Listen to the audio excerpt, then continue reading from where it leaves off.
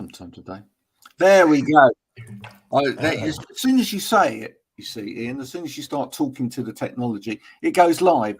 And then you get this kind of crap start to the whole thing. But it doesn't matter. Welcome, one and all, to another My Music, the first of today's. Later on today, I'll be talking to the Sherlocks live at 1:50. So do tune in for that later. But first, I will be speaking to the wonderful Ian after we have a little nuance here from our friends at Analog Trash.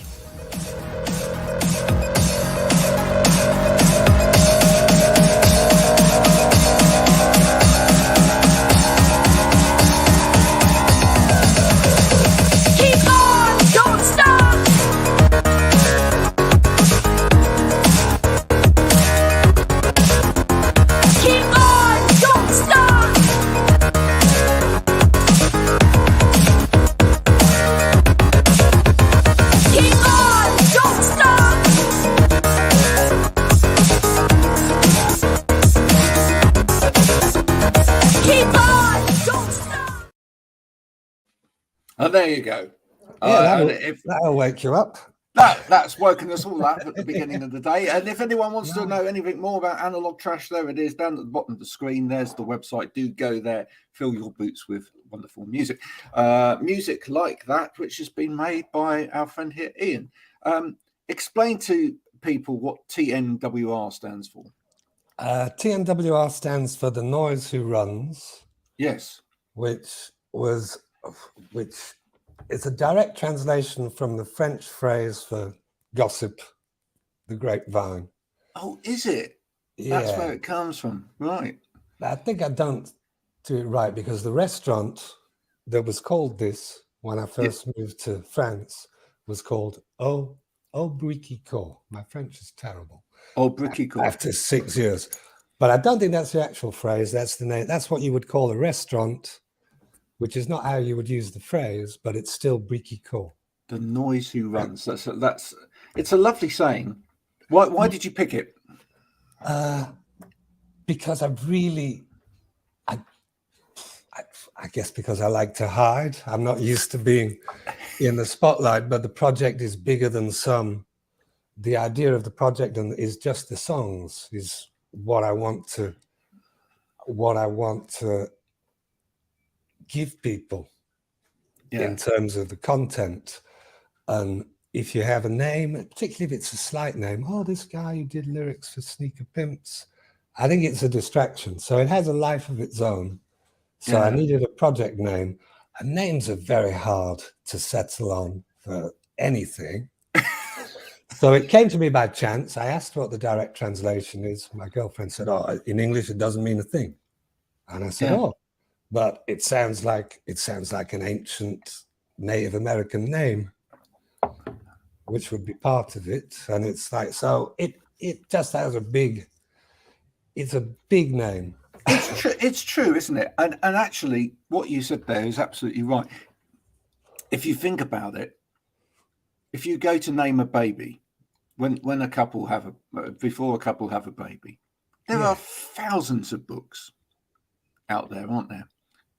That give you suggested names for a baby.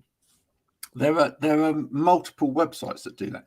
When it comes to naming a musical project, I don't know. Has anybody ever written a book suggested names? Maybe there's a great idea.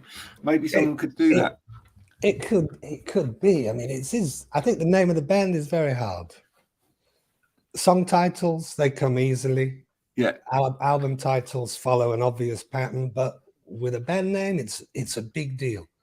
I mean, it is a big deal. It's very similar to actually naming a child, isn't it? Because in a way, you feel the responsibility of that child's got to have to live with that for the rest of their life, and they need to actually inhabit that name, and everything it means to you, and maybe other people around you. So it's a very similar thing. Well, there you go. So that's why the name. Yeah. When did you first start making music? Oh, young, very young. In fact, I started writing song lyrics rather than anything else when I was 10, 11 years old. I think lots of us do that, don't they? I think Yeah. I think there's quite a few of us out there that actually wrote lyrics before we wrote any music. What were you doing? Were you writing them as song lyrics at the time, or was it kind of poetry that sort of like in your head you may have a little tunes too?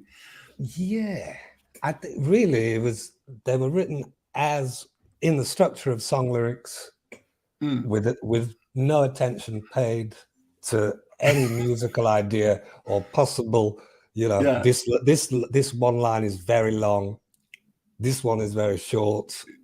So did that kind of come from listening to particular people where you really deeply loved the lyrics and you kind of got into that groove, or what started it? We could get to that potentially embarrassing story very early then.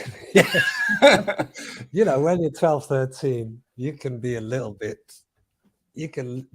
enamored with hyperbole and over the top kind of lyrics. And I went from early 80s kind of Depeche Mode, Ultravox. Yeah. And somehow I found Marillion, Fish. Do you know what? I knew you were going to say that. And these amazingly long, complicated poetic images. I used them in English essays and got A's, Do you know what? Yeah. This is no word of a lie.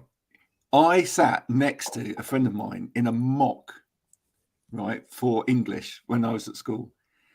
And you know that lyric from Misplaced Childhood? I actually said to him, "Oh, it's a scene poem today." And he said, "What?" I said, "It's a scene poem. We've seen the poem and we're writing about it." I said, "Didn't you know that?" He went, "No." He said, "What's the poem?" I said, "Spider wanders lonely within the warmth of a shadow, not the regal creature of Boulder Cave, but the poor, misguided, directionless familiar of some obscure Scottish." And he looked at me and he was going, "Shit."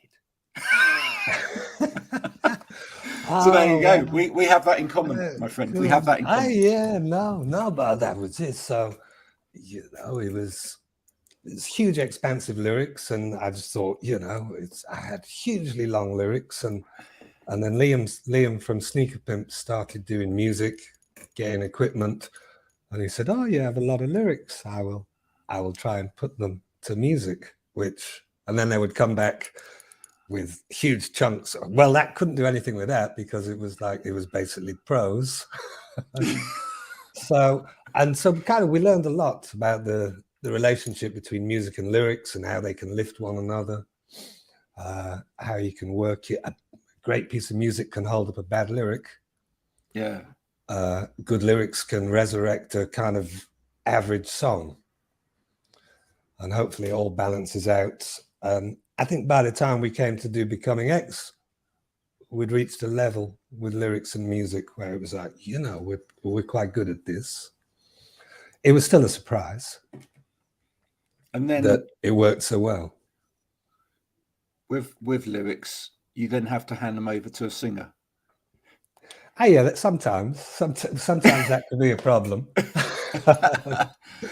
Was that ever a problem for you? Did you ever feel that it wasn't being interpreted in the way that you wanted to, or was that okay? Was that okay with you? Did that sit okay?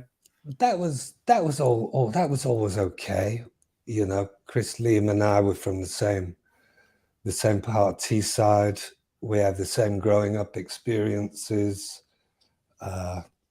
We've known each other a long time, so that what we wanted to say, we were all on the same page. So I think it worked. I mean, if it hadn't worked, they wouldn't have asked me to do the next Sneaker Pimps project. So it worked on the first one. You wouldn't have stayed around. No. Yeah.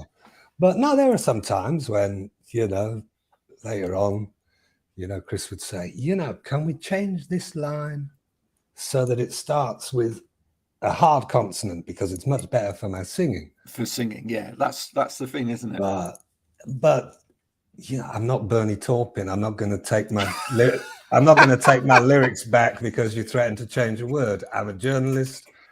Everything needs to be you're not Fish either. Page. No. No, I doubt anyone would be allowed to have changed these words around. No, he would have had something to. He would have had something to say about that. That's for certain. But what I learned was, okay, they need it changed, because very often Liam and Chris, they would change the song entirely and go, we have a different chorus now. And you go, I have to go back and I have to go through it again and I have to find the right solution. I can't just chop and crowbar words in. So it's just another part of the process, and you can either embrace it or you can take your ball home because they don't want you to be Roy the Rovers or something, So going beyond the words, when you actually start writing, what's your favourite place to start? Do you have a instrument you always like to start with? Favourite bit of kit? All kinds. Mostly it starts in my head. It starts in my head, normally from things I'm reading or I'm watching. I watch a lot of documentaries. I read a lot, and I read the newspapers every day, an old journalist habit. And things just stand out and they kind of ferment in your brain. I mean, that's something I talk about with people on social media a lot, because that's what I help people with. And I'm amazed at the amount of people these days that say, I just don't know what to write about, or I don't know what to say. And you think, well, have you actually started by absorbing input? Yeah. I mean, do you think that's something that we're getting particularly? Not everybody, obviously, but some people are getting particularly bad at in the world. We're kind of just trying to shut a lot of stuff out, so we're not kind of absorbing, and therefore we feel that we've got nothing to say because, as you say, there's no input there. I think there's a lot of people who are a little bit jaded because they figure that their voice isn't heard and doesn't count. It seems, I don't think the leitmotif of human society has changed so much in thousands of years, but I suggest that it remains, shut up, accept this, you don't really have any power or any choice. Yeah. And so, but input. There's a lot to say. I think a lot of people are kind of jaded and they think, well, you can't make any difference. That doesn't mean you shouldn't comment on it. I think you only have to build up 25%. It's weird, a 25% majority to create the tipping point in society towards something better. It's very altruistic. But it's fine, isn't it? I mean, I was talking to someone about it yesterday, and we were having a conversation about change comes from changing the narrative. And I think music's always played an important part in that, a very important part in actually changing the narrative. If you think about how music's actually influenced society over the years, and belief systems and cultural systems, then it's about, it's because it's bigger than maybe any of us music. Do you believe that? Absolutely. I don't sit around talking an awful lot, voicing my opinions either on social media or in sort of general day-to-day life, because with lyrics, I can do it in lyrics very well. Because with music, it can carry. Yeah, it can carry, and I can get it right. When someone asks you a direct question, I would rather spend 3 days and give them the answer, but that's not what's called for. It's a bit slow for social media. It's a bit slow for most people. Yeah. You want to know what I want for dinner? I'll get back to you on Friday once I've had enough Buddhist moment to think about it. Yeah. So I'm more comfortable with presenting myself through lyrics than I am with with talking about stuff generally. So would you say the music you're producing now, is it full of answers? It's Or is it full of questions? It's full of observations. It has some questions. I think it's the same thing. It's the same thing all the washed up hippies want. Is a little bit, everyone, oh, it's a very utopian ideal. It's like, yeah, but if you don't try for it, it's not a bad thing to reach for a utopia. I think you can still have the aspiration. But yeah, answers. I think it's kind of social commentary with a bit of heartfelt observation about the impact on, the majority of people's lives, and it's how it makes you feel. The powerlessness, the paralysis, the increasing, slightly alarming rise in mental health problems, not really caused by any sort of biochemical reasons, but actually just caused by day-to-day living and routine. Whether it offers any solutions, apart from the typical ones where, wouldn't it be nice to people for a change? Well, this is where we need people to listen to it, and then they can give us the answers. So if you've got a few moments this afternoon, do listen to Ian's music, and then let us know how you think. Join the conversation, because that's what it's all about at the end of the day.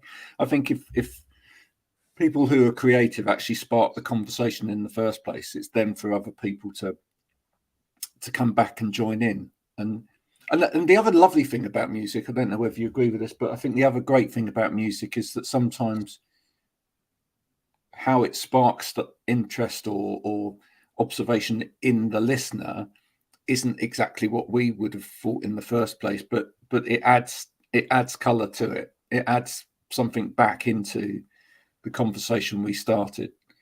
So it's yeah. I mean, their interpretation and how they see the lyrics, you mean, or the music. Yeah. I mean, I think that's the great. Once it's done, you give it to the public. The reason some songs, some books, any kind of art form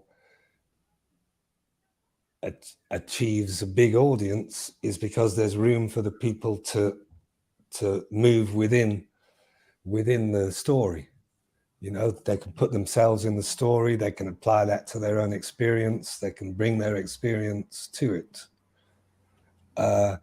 So yeah, no, it's an open conversation from the moment you finish the song. It's public property. You're finished with it, you do the next thing.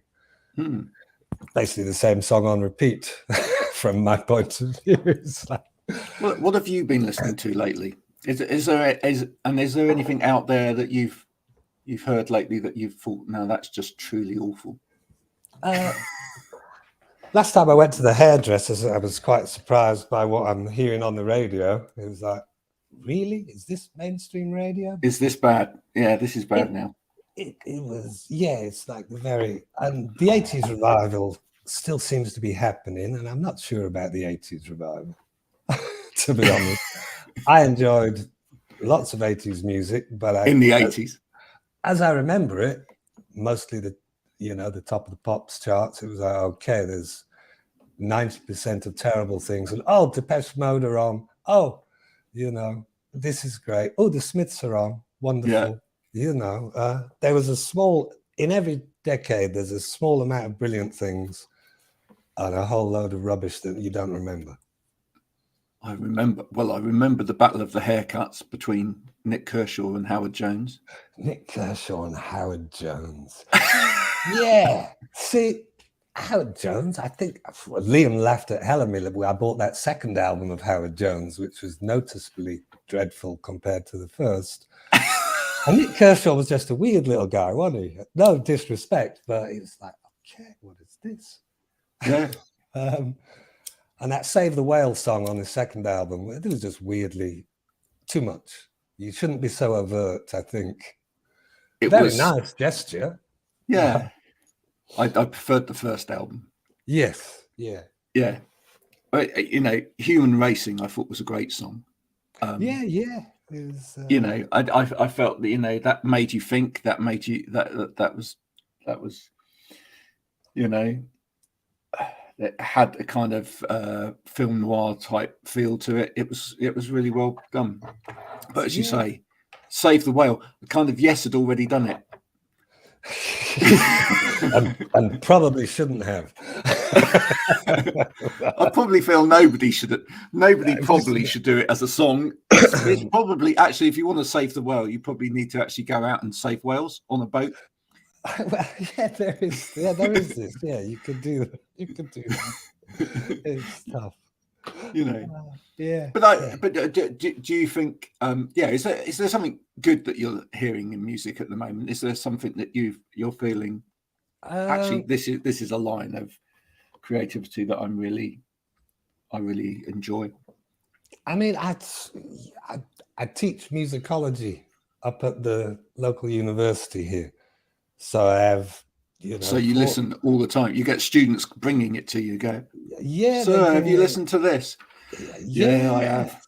So things that I wouldn't, that, you know, to me, it's you know, somebody, you know, I was trying to understand more a little bit. So, you know, but I think where it's at is really much in the more kind of urban sounds, like the drill thing. Yeah. And, you know, I like the sound of it. I like the clamoring amounts of people, a bit like a very, very cool blazing squad. Yeah. You know, it's just, they're all there, and it's wonderful kind of delivery. They sing about ordinary problems. They sing about their lives. And I think, you know, it communicates directly with the young people. Whereas when I was a young guy, it was like, okay, here we go with Phil Collins, Peter Gabriel, and all of these people again. And it was like, how are these people, not Peter Gabriel so much, but, you know, how was Phil Collins such a big star that he flew across the Atlantic for Live Aid? That beggars belief. Well, he's only small. See? Well, he is, yes, he's probably, it's probably in steerage. They said he used Concorde, but it might have been a catapult. Yeah, it's possible. But, you know, I think we were very much enthralled with we were fed by the industry a lot. This is a global superstar. He will keep being a global superstar. And I like the way that independent music in the 90s brought a lot of fresh music to people, and the house scene coming out as well, which there was a big fusion. And I think that's one of the things that's really, really great about the music scene now, which is, you know, we've just had a band in the UK get a #1 album with no management, no label. You know, I just think that there's a scene at the moment where people are doing it themselves. It's DIY. Yeah. They're getting somewhere, and they're taking each other, which is lovely. I think that's the nice thing as well. Yeah, it is, and there's less rules. It's more, you can do anything you want because no one's saying, "Oh, well, that's not really like your other stuff. We don't think that's going to be a hit, so we would prefer you to do this one." The ownership is more complete, and you can present your material as you wish. Yeah, and I think it's. You say you teach musicology. I mean, are you finding that young people that are getting into making music now are much more savvy about the business side of it, and therefore, you know, they kind of know how to handle themselves in terms of that? Yeah, they're much more au fait with what's possible in terms of promotion, what they need to do. It's something that they would, most people, they would be doing this ordinarily just as individuals in the world. So if they have a project, if they have something they want to say, then they have everything at their disposal, and they're comfortable with it. Yeah, which is a big bonus. Yeah. And as David Byrne says in his book, you know, that it's the thing is that there are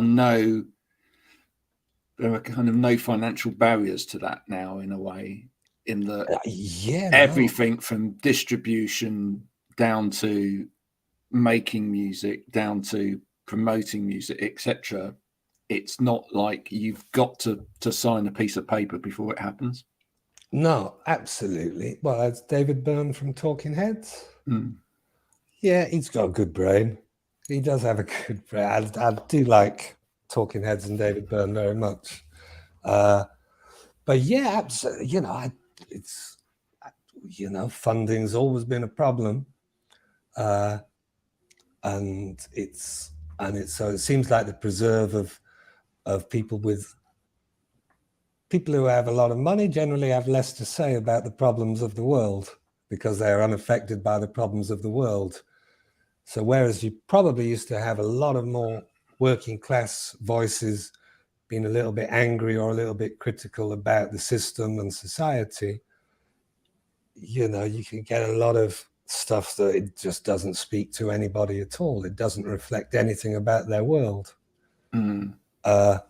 But if you're constrained by money for promotion, or you have to work and you're constrained by time, with all the modern technology, it's not so much. It's not a stumbling block at all. You can just do it, as you say, DIY, punk rock mentality. It's the way to go. Absolutely. Now, at this stage, because we mentioned money, let's promote the record. Oh, that's very kind. Yeah. So Ian, tell us what's it called, and how do people get it? The single. Yep. The single is called "Beautiful Perhaps," and it's only on digital. It's on Bandcamp, and you can get it on. It's there on Spotify, Apple TV, all those things. I put everything through DistroKid. I think it's quite common. Yeah. But yeah, I think it comes out rather strangely. I had it scheduled for next Monday, and then somebody said, "Oh, Monday." Nobody does anything on a Monday. I go, "Oh, okay." So it's been scheduled now for Valentine's Day, which I'm not sure. I didn't realize that at the time. It's not really in keeping with the spirit of the day, but if you would like to make a donation to Ian on Valentine's Day as a lovely gesture, yeah, then you may do so on Bandcamp. Yeah, there you go. I am explaining to everybody that I love the world and I love them, and let's have exactly. So that's a real Valentine's treat in a way. Yeah, it is. There we go. So it has a good reason to come out on Valentine's Day. Bandcamp's probably my favorite place for people to go because artists can at least get your email address and get on a list, if nothing else. What's your Bandcamp name? Oh, that's a good point. It is. It's probably the only point, really, but it's.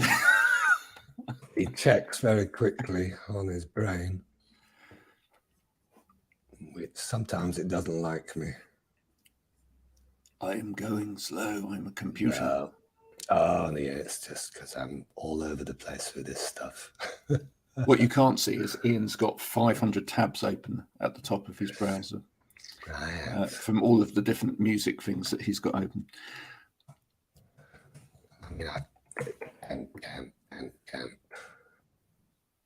So it's just the noisyruns.bandcamp.com. There you go. I'm a genius. There you go. It's almost like you decided upon that. Listen, it's been a pleasure talking to you today.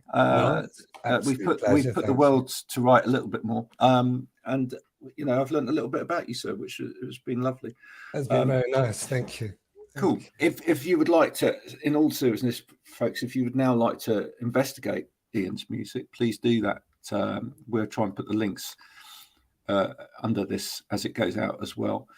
But until next time, thanks, Ian, for coming in and sharing a little bit about your life in music today. It's a pleasure, Graham. And I'm going to go and find that David Byrne book now. What's it called? It's called How Music Works. Okay, it's a good title. It's a very good title. There you go. Excellent. Until next time, I will be back at 1:50 today talking to the Sherlocks. Till then, bye for now.